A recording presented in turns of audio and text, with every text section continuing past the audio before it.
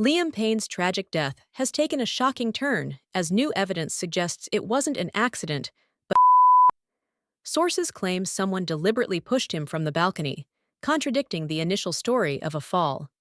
Witnesses recall hearing an argument before the fatal incident, with Payne seemingly pleading moments before the push.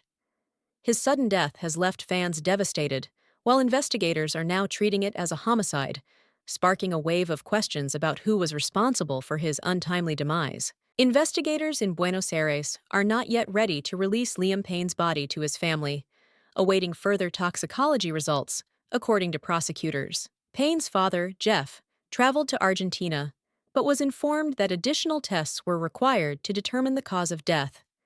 Initial reports indicate cocaine exposure, but the full findings are still pending. Payne, 31, died after falling from a third-floor hotel balcony. Fans worldwide have held memorials, paying tribute to the former One Direction star.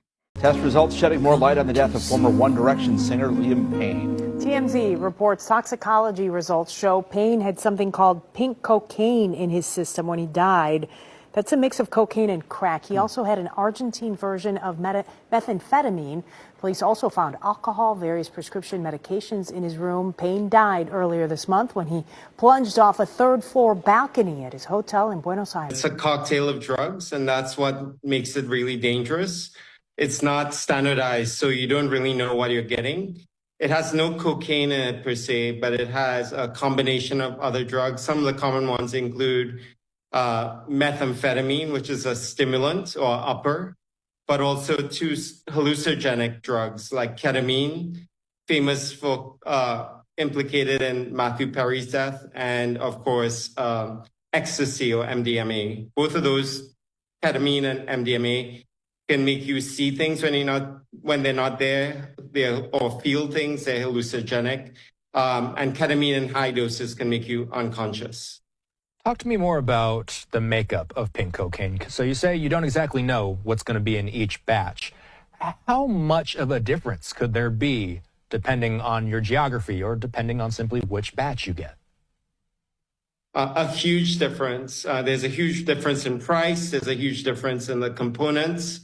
Had its origins in the 70s, but didn't really pick up until 2010 in Colombia. And from South America, it made its way to Europe and now mainly to New York City. And that's what we're seeing it, very unstandardized.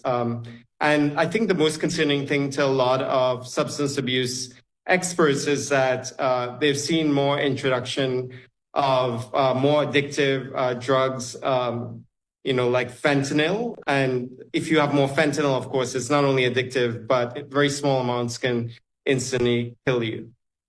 You know, I think the pink part of this is part of what's fascinating people about this drug. Could there be a chemical reason for its coloring? Why is it pink? Is it likely just for aesthetic effect? Yeah, it's just really for marketing and to distinguish itself from other drugs in the market. It's a lovely day here. Either red food coloring or even strawberry dye. So I think there are a lot of where Liam Payne died after falling off a products people balcony. can use, but the uniform thing is that it's all pink and it's easily identifiable as a brand. Singing his songs in mourning. I can't explain how I'm feeling right now. I'm shaking. As questions swirl over the circumstances of his death, with reports saying Payne had been acting aggressively and erratically in the hotel's lobby moments before the tragedy. Audio obtained by the Associated Press revealing this 911 call before his death by the hotel manager, speaking in Spanish. Tenemos un huésped que está sobrepasado de droga y alcohol. Cuando está consciente, está rompiendo toda la habitación. The manager then saying he was scared for the guest's life. Y necesitamos que nos envíen a alguien urgente porque, bueno, yo no sé si corre riesgo la vida del huésped. Está en una habitación que tiene balcón y estamos un poco con temor de que haga algo que le ponga en riesgo su vida. Good morning, everybody. Payne had been in Argentina since early October when he attended a concert of former One Direction bandmate Niall Horan, sharing this photo of the two. In Snapchat photos and videos posted in the hours before his fall, he wondered about dressing as Forrest Gump for Halloween. He also shared this final photo with girlfriend Kate Cassidy. The photo was actually taken a year earlier. Cassidy was with Payne on the trip, but had returned to the United States a few days earlier. Payne leaves behind one 7-year-old son, Bear. And that image just haunting of him looking up at the billboard of his father. Now, authorities in Argentina are investigating the circumstances of his death, conducting an autopsy. This tragedy is prompting a tidal wave of grief, and with it, a lot of soul-searching questions. A memorial for singer Liam Payne is taking place in Hyde Park in London this afternoon, organised by One Direction fans. The 31-year-old was found dead in Argentina on Wednesday afternoon after falling from the balcony of his third-floor hotel room. And these pictures live into us, as you can see, hundreds, if not possibly thousands of people gathering to pay tribute. Our correspondent Alice Porter is there for us. Alice.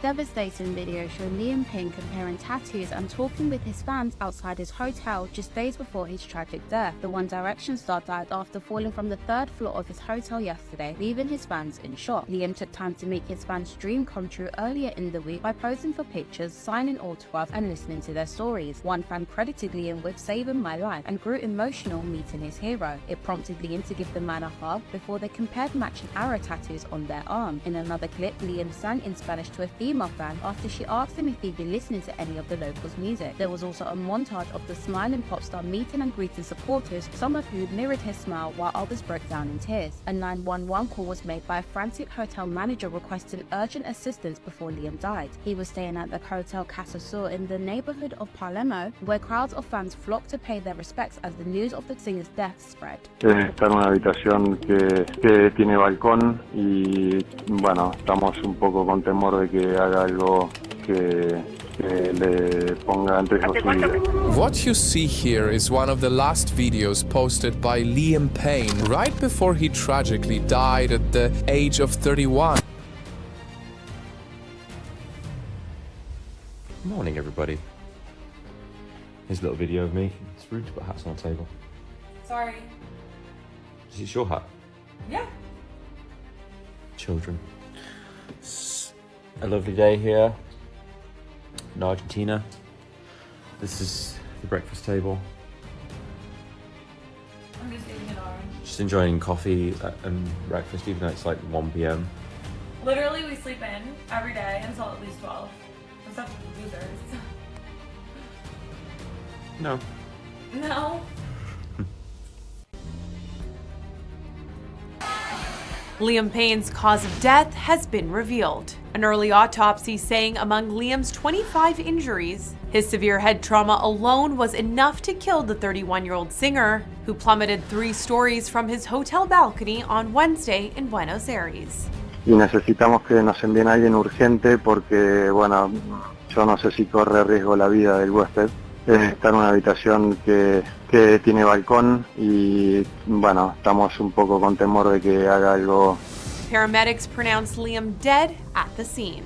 It's unknown if he was with anyone before his 45-foot fall, which police also haven't confirmed to be intentional or accidental. But we know investigators are not leaning towards foul play. And the 911 call from Liam's hotel hinted at a chaotic scene